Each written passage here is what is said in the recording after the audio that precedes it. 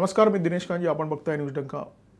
केंद्रात सत्ताधारी असलेल्या भाजपने 2024ची लोकसभा निवडणूक विकासाच्या मुद्द्यावर लढवण्याचा निश्चित केलेला आहे.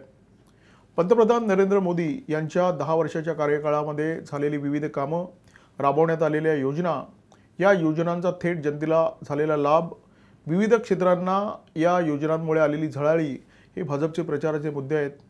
काँग्रेसने नेमक्या या मुद्द्यांना टाचणी लावण्यासाठी 2 अर्थतज्ञांना मैदानात उतरवलं आहे. या अर्थतज्ञांनी यापूर्वी केलेली भाकितं साफ उताणी पडलेली आहेत. ते 2 अर्थतज्ञ म्हणजे माजी अर्थमंत्री पी चिदंबरम आणि रिझर्व्ह बँकेचे माजी गव्हर्नर रघुराम राजन. भारतामध्ये येणाऱ्या परकीय गुंतवणुकीमध्ये 31% घट झाली आहे, असा दावा माजी अर्थमंत्री पी चिदंबरम यांनी केलेला आहे. रघुराम राजन हे अमेरिकेचे ग्रीन कार्ड होल्डर आहेत. भारतात ते जेव्हा येतात तेव्हा भारताबद्दल, भारताच्या अर्थव्यवस्थेबद्दल, भारताच्या अर्थकारणाबद्दल सातत्याने नकारात्मक विधानं करतात. त्यांनी ताजं विधान सेमीकंडक्टर इंडस्ट्रीमध्ये केंद्र सरकारने केलेल्या गुंतवणुकीबद्दल आहे. सेमीकंडक्टर इंडस्ट्रीमध्ये केंद्र सरकारने 760 अब्ज रुपयांची गुंतवणूक करण्याची घोषणा केलेली आहे. उच्च शिक्षणाच्या क्षेत्रात सुद्धा केंद्र सरकार 476 अब्ज रुपये खर्च करणार आहे. सेमीकंडक्टर इंडस्ट्रीमध्ये एवढ्या मोठ्या प्रमाणात गुंतवणूक करण्यापेक्षा ती गुंतवणूक जर केंद्र सरकारने उच्च शिक्षणाच्या क्षेत्रामध्ये केली असती तर सेमीकंडक्टर इंडस्ट्रीसाठी देशाला चांगले इंजिनियर आणि तंत्रज्ञ मिळाले असते, असं विधान रघुराम राजन यांनी केलेलं आहे. भारताने घोषणा केली आहे की 2047 पर्यंत भारत ही एक विकसित अर्थव्यवस्था होईल. ही घोषणासुद्धा बकवास आहे, अशा प्रकारचं विधान रघुराम राजन यांनी केलेलं आहे. भारताच्या आर्थिक ढाच्यामध्ये अनेक त्रुटी असताना त्या दूर करण्यापेक्षा केंद्र सरकार विकासाची हाईप निर्माण करण्याचा प्रयत्न करते, अशा प्रकारचा आरोपसुद्धा रघुराम राजन यांनी केलेला आहे.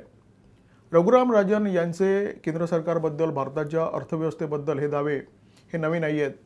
2022मध्ये रघुराम राजन हे राहुल गांधी यांच्या भारत जोडो यात्रेमध्ये सामील होण्यासाठी भारतात आले होते. काही अंतर ते राहुल गांधी यांच्यासोबत चालले सुद्धा. राहुल गांधींनी या यात्रेच्या दरम्यान रघुराम राजन यांची एक छोटी मुलाखत घेतली. म्हणजे बघा, एक अर्थतज्ञाची मुलाखत एक अनर्थतज्ञ घेतोय. या मुलाखतीमध्ये रघुराम राजन यांनी दावा केला की भारताने जर 5% विकास दर जरी गाठला तरी ती खूप मोठी गोष्ट आहे. रघुराम राजन यांचं हे बाकी 2023 या आर्थिक वर्षासाठी होतं.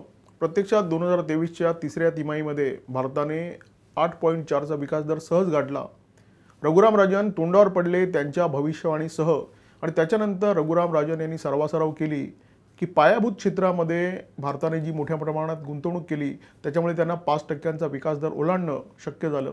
2012 ते 2013 या वर्षी रघुराम राजन हे पंतप्रधान डॉक्टर मनमोहन सिंग यांचे वित्तीय सल्लागार होते.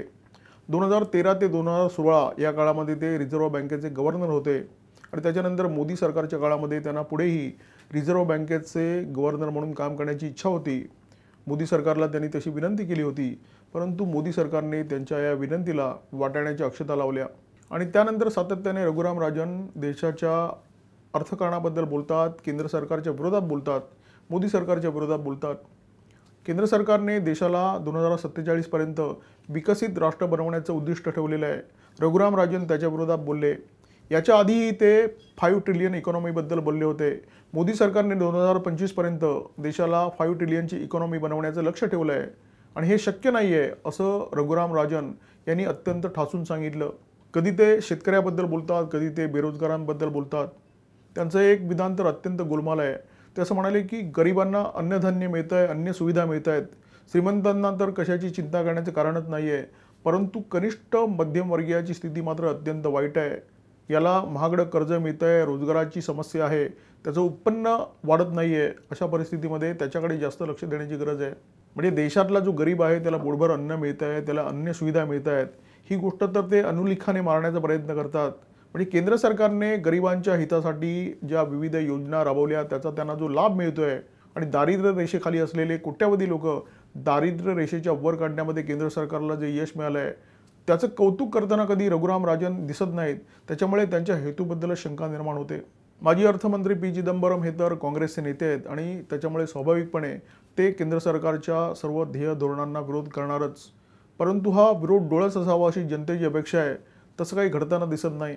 जेव्हा डिजिटल इंडिया हे धोरण राबवण्याचा केंद्र सरकारने निर्णय घेतला, डिजिटल पेमेंटला उत्तेजन देण्याचा निर्णय घेतला, तेव्हा पी चिदंबरम संसदेमध्ये असं म्हणाले होते की गावखेड्यामध्ये इंटरनेट नसतं, वायफाय नसतं, मग 10 रुपयाचं पेमेंट एखादी भाजीवाली किंवा भाजीवाला कसं करणार? पी चिदंबरम यांनी भारताच्या डिजिटल धोरणाची खिल्ली उडवली होती.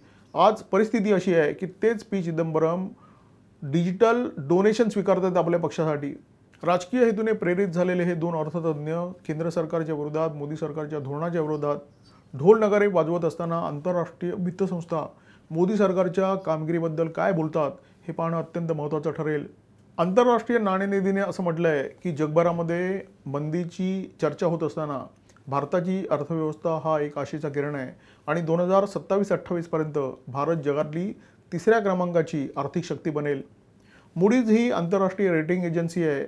या मूडीजने भारताचा 23, 24 आणि 25 या आर्थिक वर्षासाठी जो विकास दर दिलेला आहे तो 6.7, 6.1 आणि 6.3 असा आहे. म्हणजे भारत सातत्याने ही तिन्ही वर्ष 6% जास्त विकास दर गाठेल असा विश्वास मूडीने व्यक्त केलेला आहे.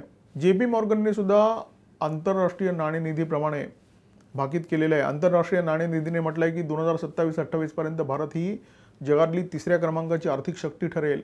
JP मॉर्गनने सुद्धा तेच म्हटलेलं आहे. याचा अर्थ स्पष्ट आहे.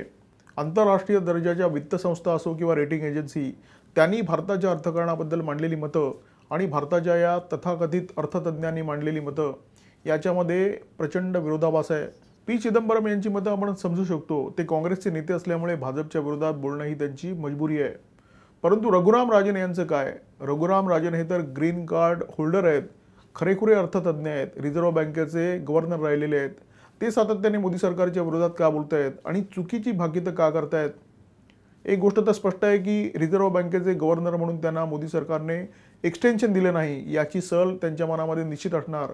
मोदी सरकार आपल्याला भाव देत नाही, किमान काँग्रेसच्या माध्यमातून तरी भविष्यामध्ये आपल्याला राज्यसभा वगैरे मिळू शकेल अशी कदाचित त्यांची आशा असावी आणि त्याच्यामुळे राहुल गांधी यांच्यासोबत त्यांचे स्नेहाचे संबंध आहेत. भारत जोडो या राहुल गांधी यांच्या राजकीय उपक्रमामध्ये ते बिनधास्त सामील सुद्धा होतात. परंतु स्वतःच्या विश्वासार्हतेला तडा जाणार नाही, या विश्वासार्हतेसमोर प्रश्नचिन्ह निर्माण होणार नाही. एवढ्या थापा तरी रघुराम राजन यांनी मारू नयेत. भारताने 2047 पर्यंत म्हणजे 23 वर्षानंतर विकसित राष्ट्र बनण्याचा जो संकल्प सोडला आहे त्या संकल्पाची सुद्धा रघुराम राजन यांनी खिल्ली उडवली आहे. 2047 पर्यंत काय मोदी पंतप्रधान राहणार नाही आहेत. देश जर विकसित झाला तर त्याचा लाभ भारताच्या जनतेलाच होणार आहे. कोणतीही व्यक्ती किंवा समाजगट जेव्हा भविष्यातले संकल्प सोडतो तेव्हा ते 4 पावलं पुढे जाण्याचे असतात. आपण 10 वर्षानंतर, 20 वर्षानंतर, 25 वर्षानंतर मागे जाऊ अशा प्रकारचा संकल्प ना कोणती व्यक्ती सोडू शकत ना कोणता देश. 23 वर्षानंतर आम्ही भिकेला लागू असा संकल्प भारताने सोडणं रघुराम राजन यांना अपेक्षित आहे का? भारताने जर विकसित राष्ट्र होण्याचा संकल्प सोडला आहे तर ती बकवास आहे असं न म्हणता तो संकल्प कशा प्रकारे पुरा होऊ शकेल याचं मार्गदर्शन तज्ज्ञ म्हणून रघुराम राजन यांनी करणं अपेक्षित होतं. परंतु त्यांनी ते न करता काँग्रेसच्या भूमिकेला पूरक भूमिका घेत या संकल्पाला बकवास ठरवलं.